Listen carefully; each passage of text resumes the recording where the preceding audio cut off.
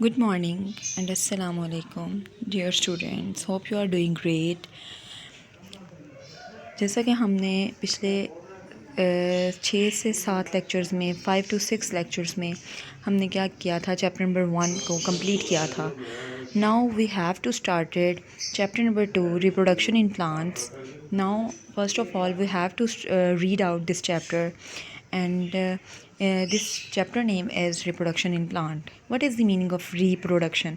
Production का मतलब होता है पैदा करना, ठीक है। और रिप्रोडक्शन का री का मतलब होता है दोबारा, तो रिप्रोड्यूस करना मतलब एक चीज़ का बार बार पैदा करना, ठीक है, बनना। तो रिप्रोडक्शन इन प्लांट्स का मतलब है कि पौधों, मतलब कि एक पौधा तो वो बार बार जब एक फ्रूट देता है, एक फ्लावर देता है, तो जैसे एक पौधा होता है वो हमें एक गुलाब का फूल देता है, ठीक है, उसके बाद वो ख़त्म हो जाता है, लेकिन उसी पौधे के ऊपर दोबारा से फूल लग जाता है। So this is an easiest example of the reproduction in plant. तो there are basic methods of reproduction, two basic methods: asexual reproduction and asexual reproduction। Asexual reproduction is the reproduction in which produce new individuals without the fusion of gametes। gametes हम कहते हैं individuals को, ठीक है।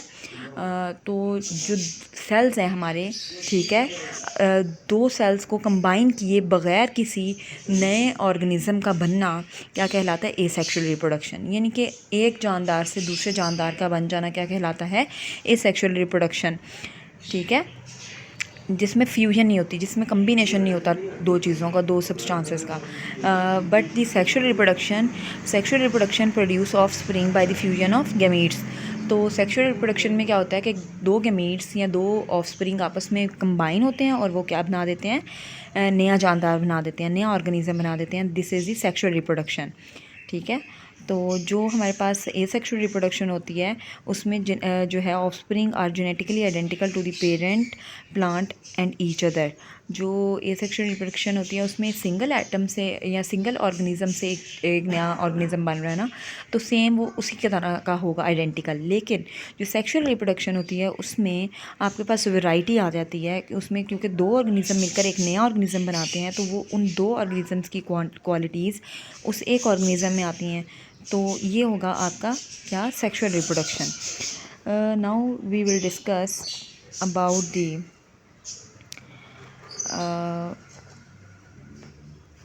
sexual reproduction in detail। As you can see, in sexual reproduction, an organism is formed by the combination of genetic information from each of its parent। यानी कि sexual reproduction के अंदर दो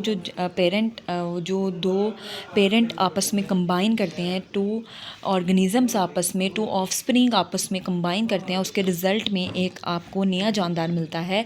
that is the type of sexual reproduction, ठीक है। Plants generally produce flowers for sexual reproduction.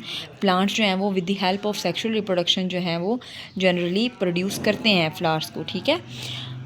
उसके बाद अगर हम नेक्स्ट पेज पे देखें तो हमारे पास है asexual reproduction. In asexual reproduction only one organism is involve. सिर्फ एक ऑर्गेनिज्म इन्वॉल्व होता है, उसी की फ़ोटोकॉपी होती है। जैसे अब इसकी सबसे इजी एग्जांपल ये है कि जैसे एक पेज है तो उसकी फ़ोटोकॉपी करवाते हैं, तो दैट इज़ एसेक्सुअल, यानी कि एक जानदार से दूसरे जानदार का बनना, ठीक है। तो ये हो गई हमारे पास सेक्सुअल और एसेक्सुअल रिप्रोडक्शन का डिफरेंस हो गया। You have to read out these two pages and you have to understand the concept of sexual and asexual reproduction, the main difference between these two things, ठीक है। इंशाल्लाह next pages we will discuss in next lecture. अल्लाह हाफिज़।